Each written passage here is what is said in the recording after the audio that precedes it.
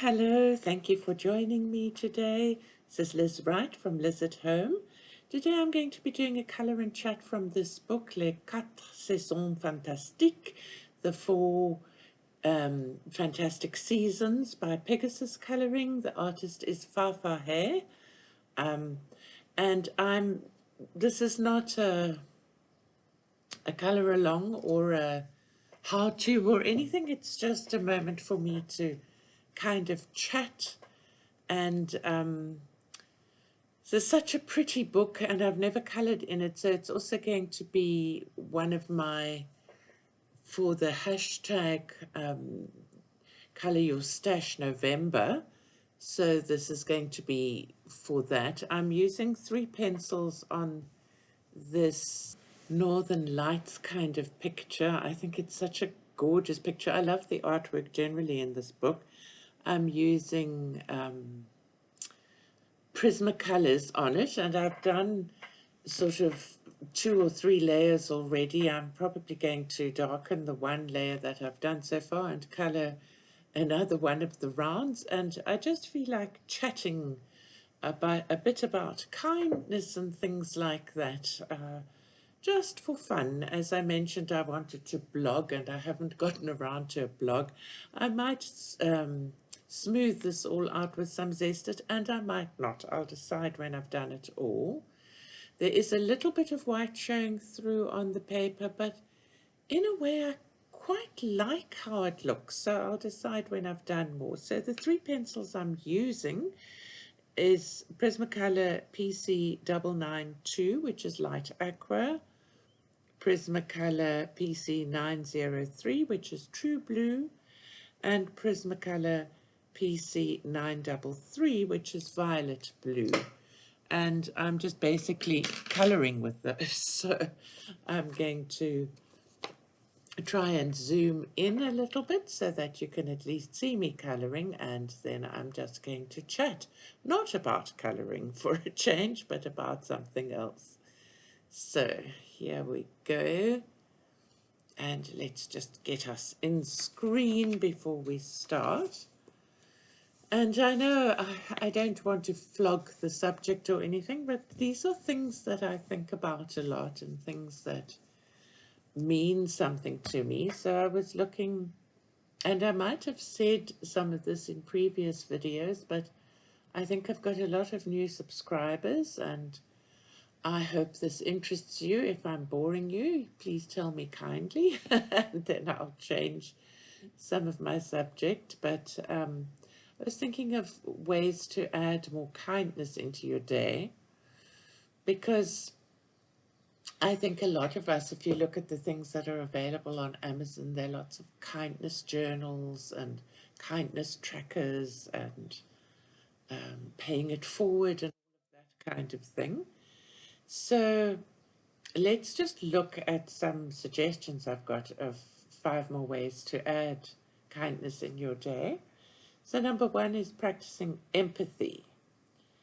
So you probably know that saying that there is about walking a mile in another person's shoes, and that's so true. So empathy and kindness are 2 sides of the same coin. You really don't know what's going on in somebody else's life until you experience the same things they are in, exactly the same situation with the same type of personality.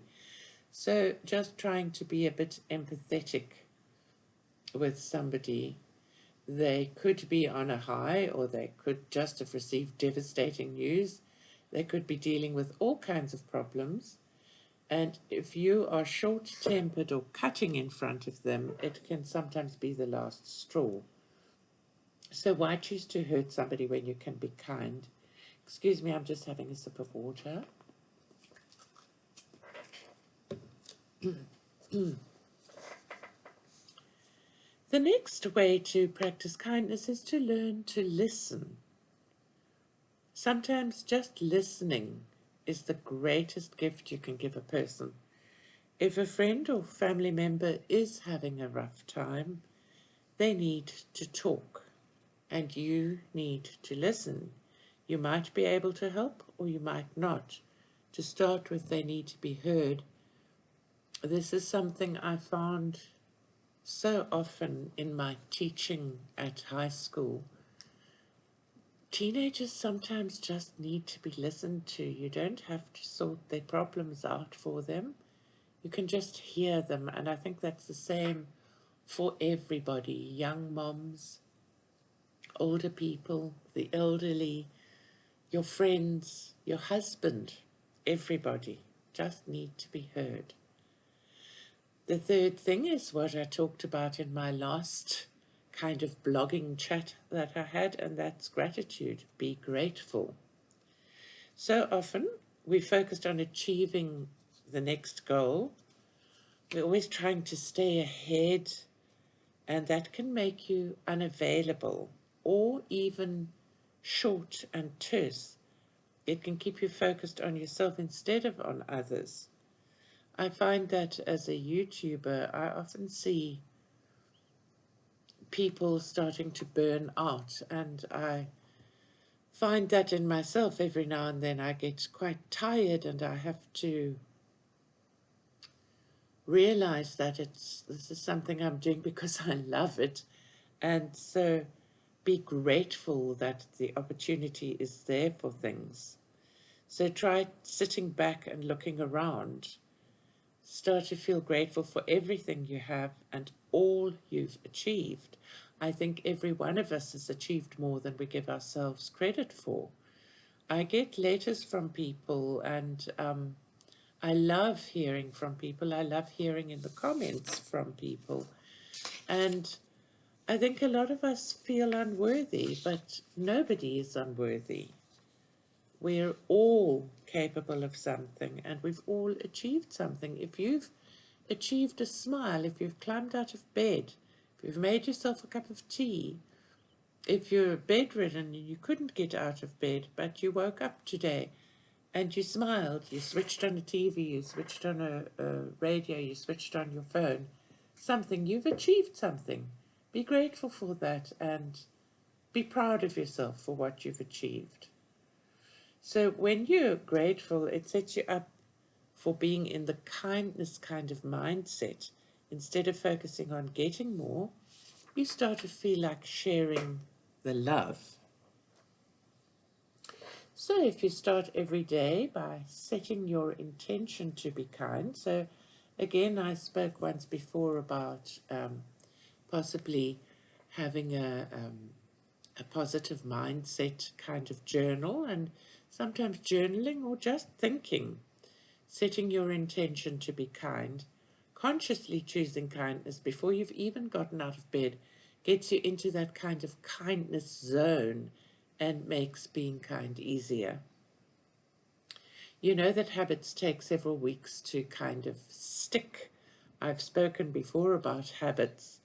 So if you start a kindness habit, it will soon become just part of who you are and how you behave. And it's then hardly any effort at all. There have been movies about this, and they always leave one with such a great feeling afterwards. So then another thing that you can think about in trying to be kindness is to be a role model. So in the world, nastiness is common, and trolling people online is like an everyday event. You can stand out by being a role model for kindness. You can try to leave positive comments on Facebook or on Instagram, or even like things, or you can leave comments on YouTube videos. They mean the world to us color tubers, strangely enough. They stop you feeling as if you're floating around in a world of nothingness. I've received amazing emails from people as well. If you feel you don't want to post online, then even the odd little email is incredibly encouraging and so kind. It doesn't have to cost you anything other than a minute. And your acts and attitudes of kindness can inspire people around you to treat others more kindly. Who knows, you could even shame those trolls and bullies into some better behavior. So, Okay, now we've looked at kindness, and now let's think about 5 steps to rekindle kindness towards others. I think I need another sip of water. So now, with having thought of all of the kindness things, let's look how we can also be kind to ourselves. One of the best ways for us to cultivate a hopeful and optimistic outlook is for us to practice some radical self-compassion. Frequently, people confuse self-compassion with self-indulgence or even selfishness, but being kind to yourself is just as important as being kind to others, if not more so. Self-compassion makes you more optimistic. Excuse me. Being kind to yourself means you can stop that vicious cycle of self-blame and recrimination that we often all have. It prevents you from ruminating on past mistakes and builds your resilience and confidence so you can pick yourself up and get back on track. When you're kind and encouraging to yourself, your anxiety levels drop, your mood lifts, and you become more optimistic and hopeful about the future. One of the ways that you can be kind to yourself is by cultivating mindfulness, and what we're doing here with our coloring and art is definitely a mindful occupation. So if you adopt a more mindful attitude to life, mindfulness focuses on the acceptance of who you are, where you are right now, with all your faults and all your glory. Accept that whatever you're experiencing and feeling in the present moment is okay. Mindfulness and self-compassion help you to overcome denial and hesitation in your reality. Mindfulness also allows space for hope to come in. So when one gets onto a track like that, we often get to a stage where we now expect everything to just be fine and everything's going to be great and all our problems are going to go away and nothing bad's going to happen. Well, that's not actually so. One needs to also accept that hard times are part of the deal. It's part of life. So self-compassion accepts that all human lives are a mixture of hard times and good times. Often the bad things that happen are out of our control. All you can do is decide how you're going to react. You can be overwhelmed. Are you going to allow that to overwhelm you? Are you going to allow yourself to be angry? Or you roll with the punches, learn from your experience, and climb right back up and try again. A lot of what we're dealing with at the moment with the pandemic and everything is illness, and there have been so many natural disasters and all sorts of other absolutely dreadful life stresses. Allowing yourself self-compassion allows you to take guilt or blame out of that equation and to just deal with what you're faced with. So treat yourself as you would your very best friend, somebody you really loved. Take a moment to look at how you're reacting. What is your self-talk saying to you? So just as one needs to really listen to a friend, give yourself a moment and listen to yourself. What is your self-talk saying to you? Are you reassuring yourself that things will work out okay? Or are you beating yourself up for something you did or something you didn't do? Would you really talk to your best friend or someone you loved that way? How would that make them feel? Be as gentle in your self-talk as you would be to a loved one or somebody who's in crisis. Be loving and kind and reassuring. Extend the hand of hope to your own heart and help yourself on the first step back towards better times. I really mean that with all my heart and with great love, because I know a lot of people that colour come to colouring for a need for mindfulness and for a need for inner peace and a need to help themselves deal with mental health problems like depression and fear and anxiety. And treat yourself as your very, very best friend. Be kind to yourself, and it really can help. Know also that I'm here and I love to talk to people. I love if you reach out to me to hear what you're doing, and if you're feeling lonely, send me an email. I'll reply. It's part of what gives me great joy in running this channel, is being able to reach an audience. It helps me with my anxiety and fears and things like that. So that's something that I wanted to say and just offer. So I've spoken enough. I know it's all been quite serious, and I'm going to end this video now because it's just, I haven't reached the end of this picture yet.